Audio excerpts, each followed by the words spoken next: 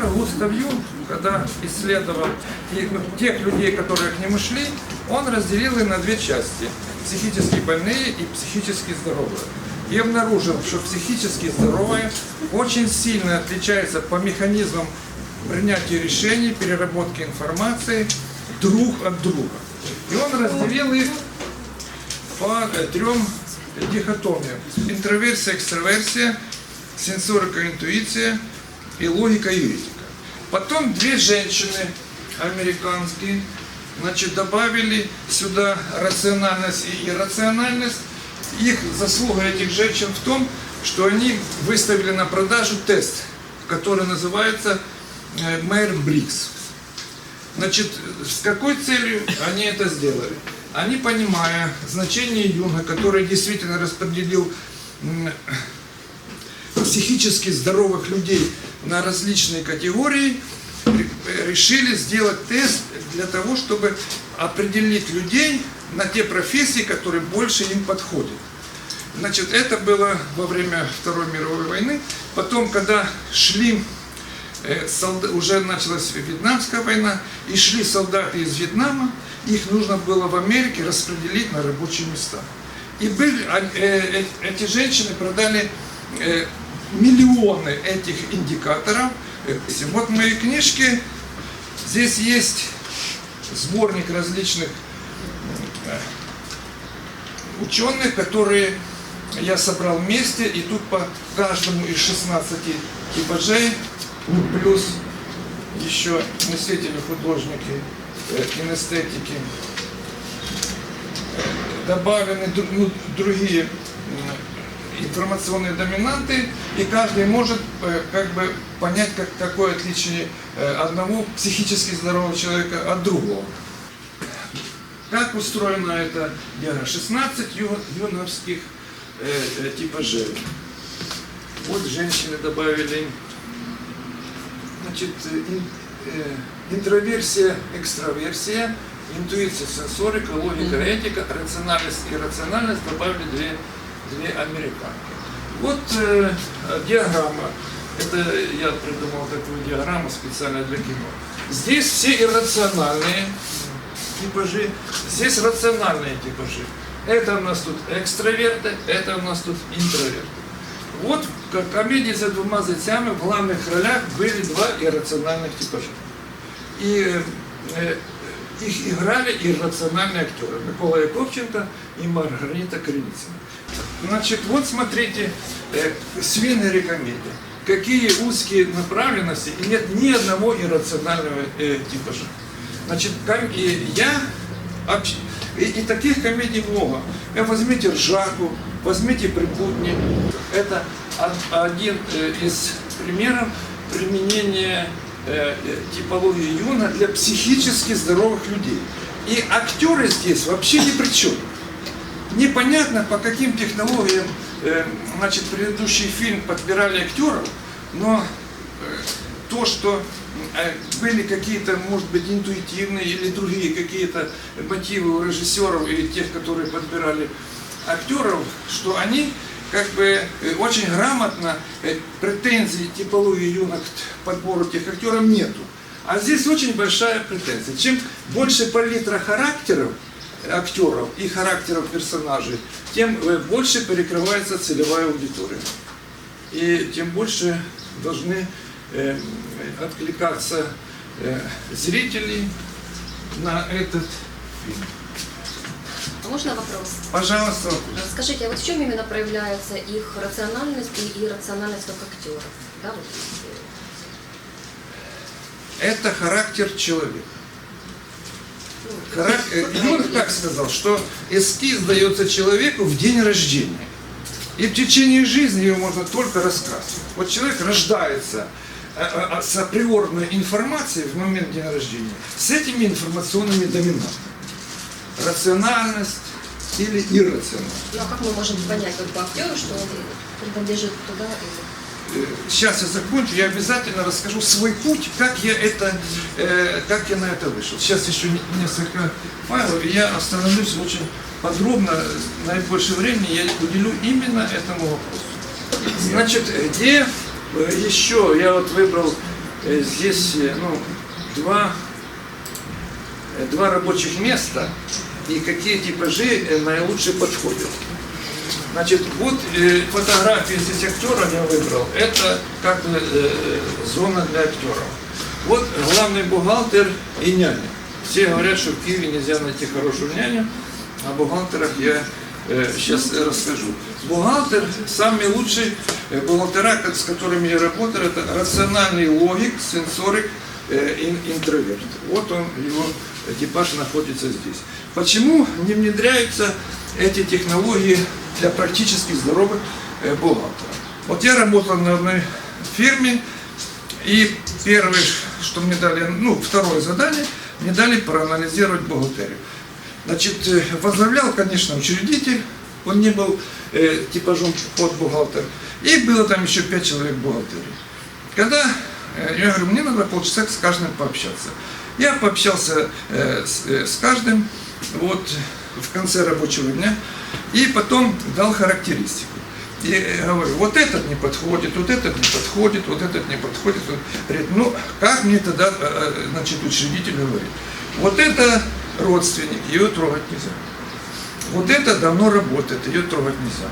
Вот это, она когда-то приняла меня на работу, когда у меня вообще работы не было. Ее тоже трогать нельзя. Была одна иррациональная, понимаете? Что делала иррациональная? Я сижу и говорю, а как вот вы работаете бухгалтером?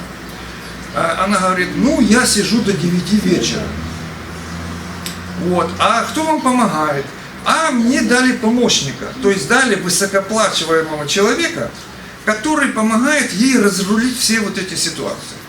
То есть сложности применения даже вот этого,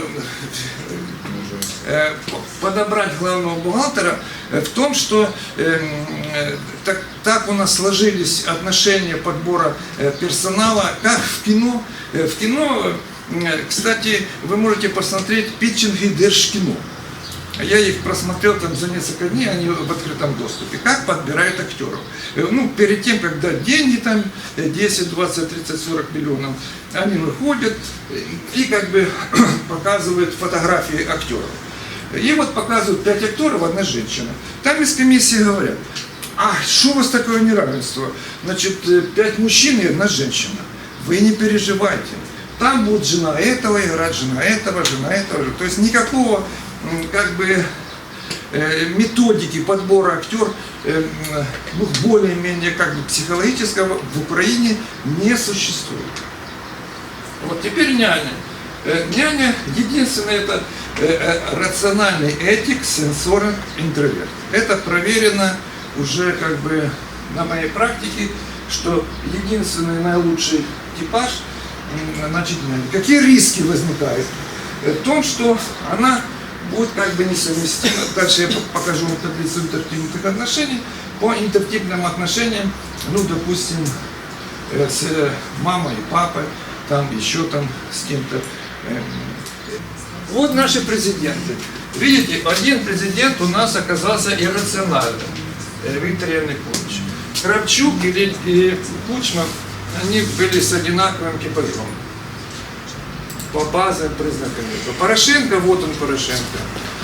Ющенко оказался тут. То есть палитра очень большая. Конечно же, сейчас трудно, их еще мало. Когда их будет там 50 или 100, можно будет откоррелировать их поведение на этом посту. Теперь пришел как бы новый президент, господин Зеленский. Это рациональный логик, интуитик, интроверт.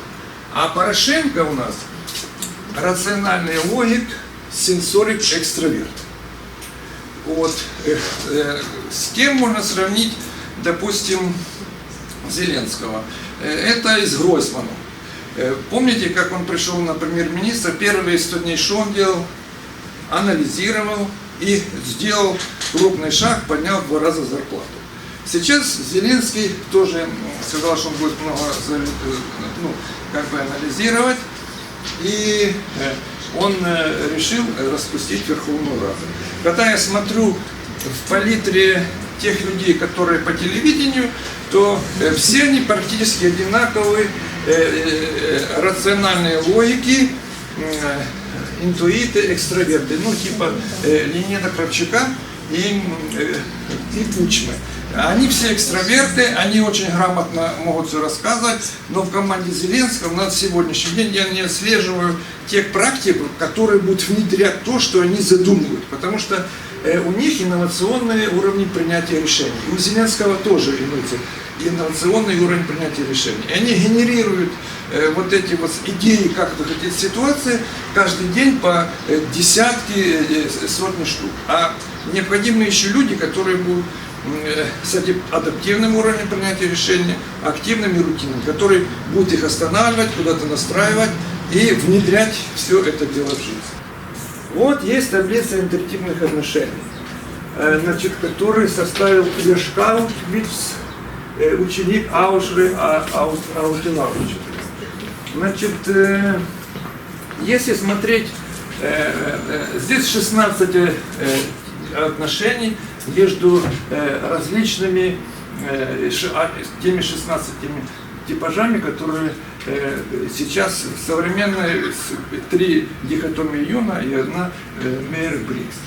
Значит, как я начал типировать? Первого человека я типировал 2 месяца. Все как-то очень быстро типируют, там по неизвестно. Почему я типировал 2 месяца? Во-первых, первое образование был Киевский инженерно-строительный институт. Я 1,5 года на стационаре изучал теорию автоматического управления. И я понимал, что точно мне нужно знать, с какой точностью я типирую. Для этого мне нужно было типировать по 2 каким-то методикам и сравнивать, попадает, ну, есть какие-то там зоны попадания или нет. И первая методика была самая, ну, это интроверсия, экстраверсия, а вторая таблица интертипных отношений. То есть здесь есть, ну, самое интересное это дуальные отношения, тождественные отношения и миражные отношения. Ну что такое тождественные отношения? Ну я и точно такой, как я по типажу, допустим. Зеленский плюс Зеленский. Вот Зеленский, типаж Зеленского совпадает с Путиным. А типаж Путина с Порошенком не совпадает. Порошенко с Путиным находился и находится в миражных отношениях, а Зеленский находится в тождественных отношениях. Вот все мы можем проверить, как изменятся эти отношения 2 этих как бы больших президентов. Третий тип какой вы сказали? Дуальный. Их все 16. Значит, они, ну в этой книжке я дал нам все это. Значит, что такое дуальное? Дуальное это дополнение. То есть, если вот я, допустим, INFJ, ну по-английски, я рациональный этик, интуитик, интроверт. А мой дуал кто будет? Рациональный логик, а не этик, сенсорик и экстраверт. И тогда мы дополняем друг друга. И для семейных отношений это считается наиболее совместимый психологически два человека, когда один с одними информационными доминантами, а другой с теми доминантами, которые дополняют его доминанты. Тогда, значит, отношения в семье складываются более гармонично. И когда я проанализировал, вот, допустим, своих дедушек и бабушек, то мои дедушки и бабушки были, сами себя подобрали как по дуальным отношениям. Вот, значит, третья сходимость у меня получилась с графологией. Оказывается, вот эти все юновские доминанты, функции графологи могут определять, вообще не видя человека, по почерку. И случайным образом, значит, на форуме научного социологического общества НСО, которое уже, как мы тоже давно видели, я познакомился с графологом международного уровня Инессой Гольдберг, и у нас появилась сходимость по известным личностям. Это только с графологом у меня появилась эта сходимость. Ни с кем другим, ни с Аушером, ни с учениками Аушера у меня не было сходимости по типажам известных личностей. И когда я учился в Академии управления, нам давали книжечки. Я открываю, книжечку. Тут Шевченко один типаж. Открываю другую, а тут Шевченко уже другой типаж. Я был в шоке. Как это может быть в науке, когда разные как бы в разных уже книгах, изданиях такой хаос. Но оказывается, что графологи, и потом подтвердилось еще несколько графологов, подтвердили, что да, они могут определять типаж человека, психически здорового человека по базовым признакам Юнга, не видя человека, только если будет им достаточно количество почерков в разные состояния психологическое, которое находится этот человек. Четвертый уровень, который подтверждает точность типирования, это практические проекты.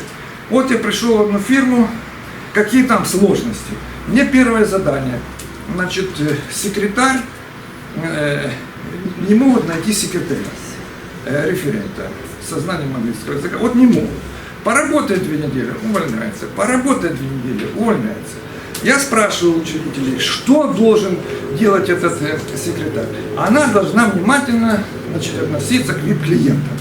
Хорошо, я подбираю такого человека с характеристиками, значит, через 2 недели она увольняется. Я тогда начинаю исследовать это рабочее место, снимают людей, экономистов, там, бухгалтеров, садят на место секретаря, и хаос в фирме. Потом я понял, что рабочее время, которое занимает секретарь-референт, это не обслуживание VIP-клиентов, а обслуживание как бы руководящего персонала этой фирмы. Ага. Тогда я беру совсем другой типаж, приходят люди, значит, и я беру совсем другой типаж, и эта женщина работала успешно, потому что она построила этих всех руководителей, и не какие-то задания их брала, какие-то не брала, она уже не так лояльно и как бы сердечно относилась к ним, потому что они не давали ей выполнять основную работу.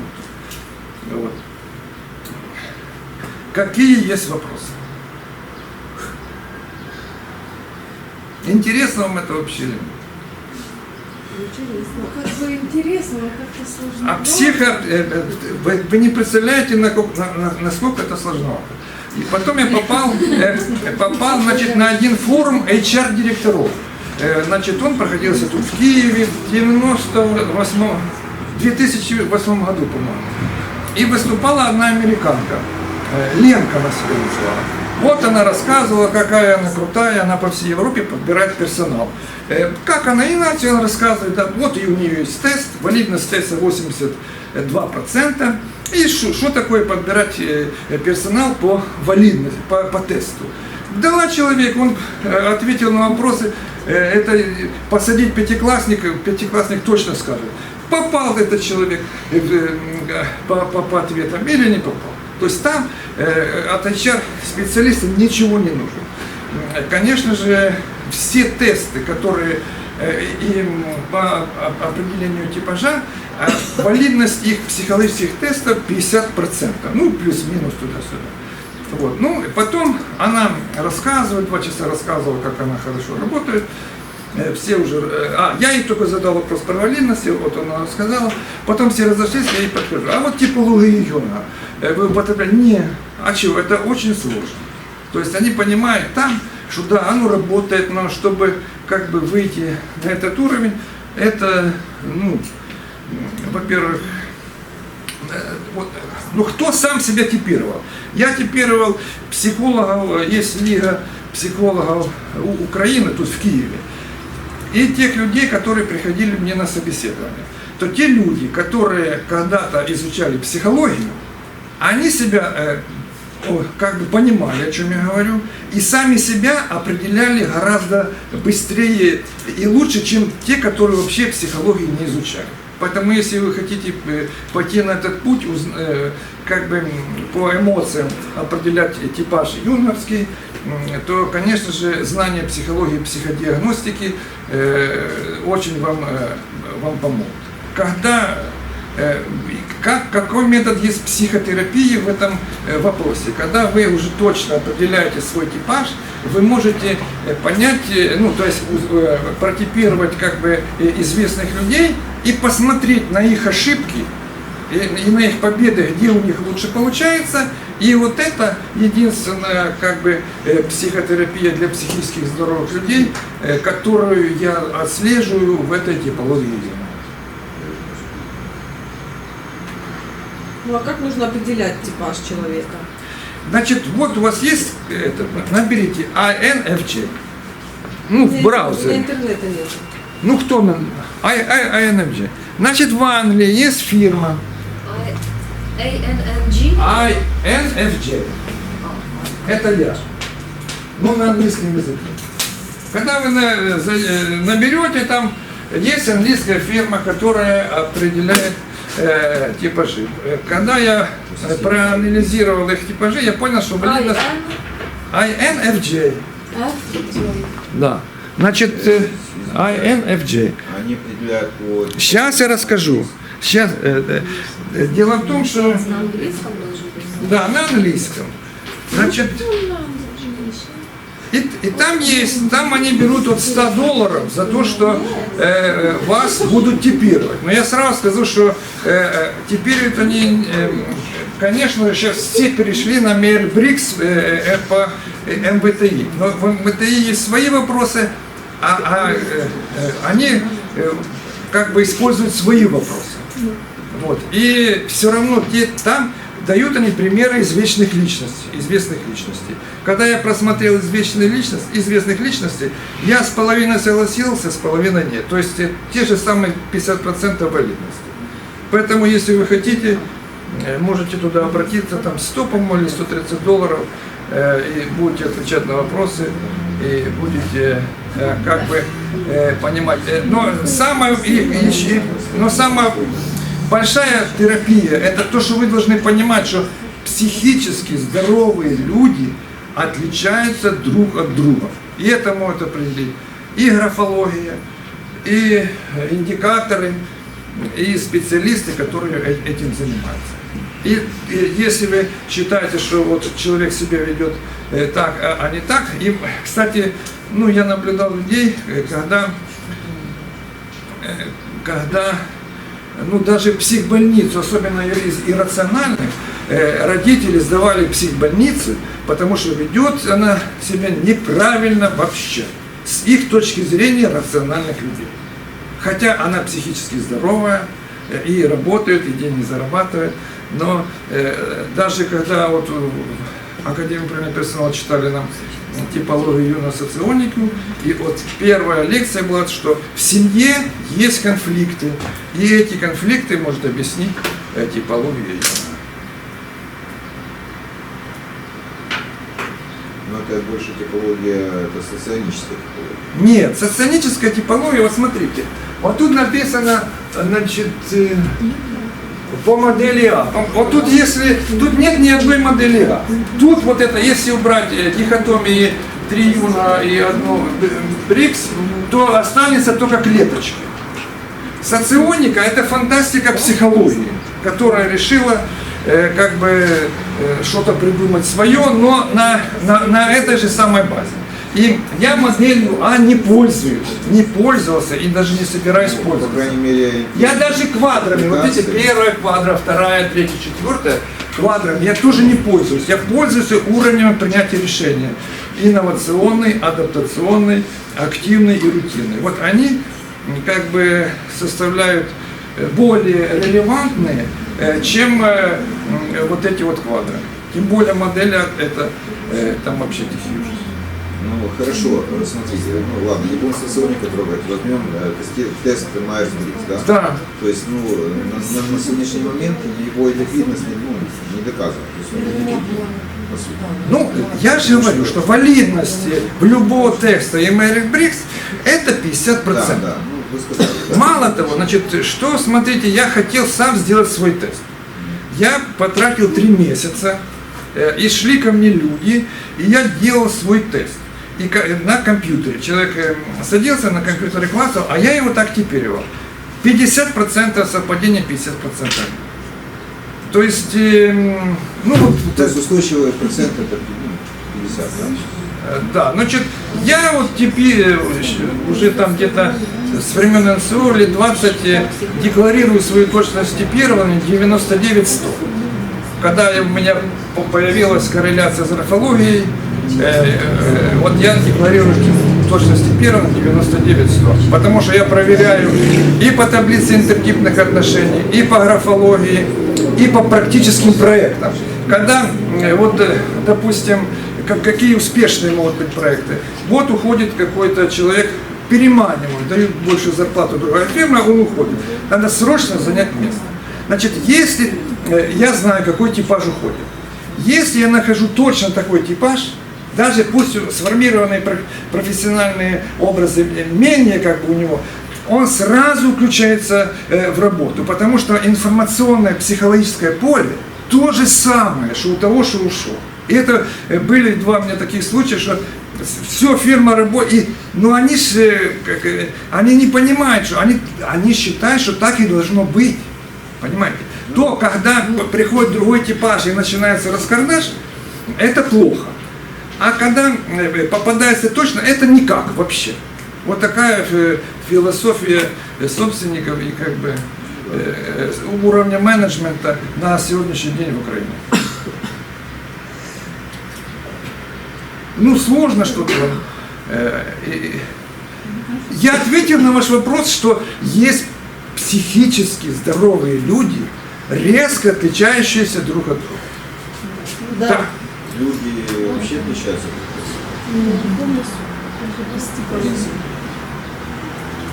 Другой вопрос, зачем это нам надо?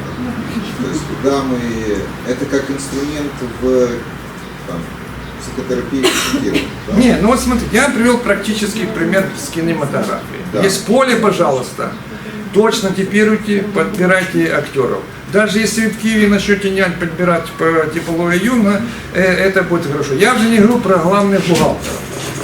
Я работал с несколькими главными бухгалтерами, и как бы те, что были вот, рациональные логики, сенсорики, интроверты, это всегда больше того. Я, допустим, еду в поезде, садится человек, и как бы так завязывается разговор. Я говорю, ты вот бухгалтер, пророжденный, чего ты сейчас не работаешь бухгалтером? А зачем мне надо? Я и так там все понимаю, понимаете?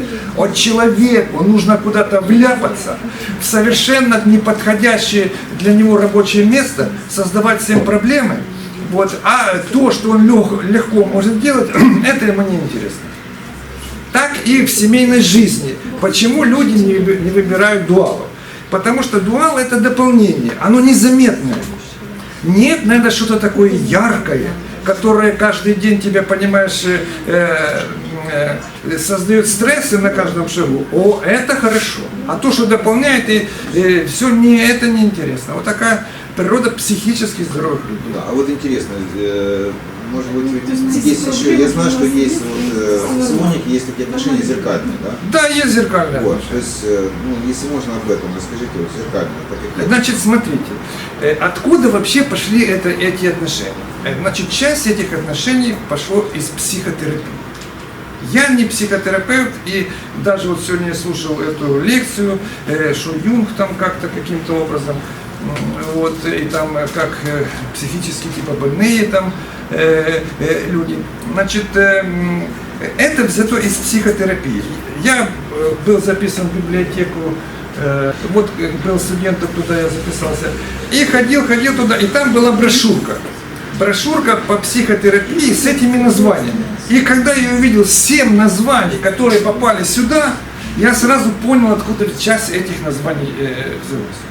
Поэтому к этим зеркальным отношениям это понимает психотерапевт. И там было показано, сидит этот психотерапевт, сидит психически больной, и они то зеркально как-то там, и я не могу вам ответить на этот вопрос, я в этом деле не специалист.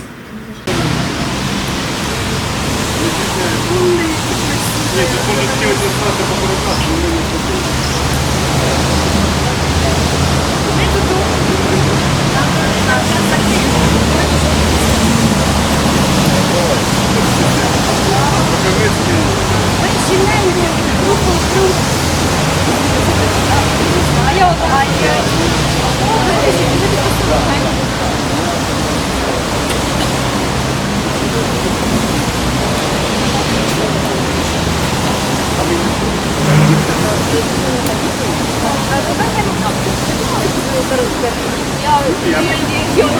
Ми так і розраховували. А ми тут так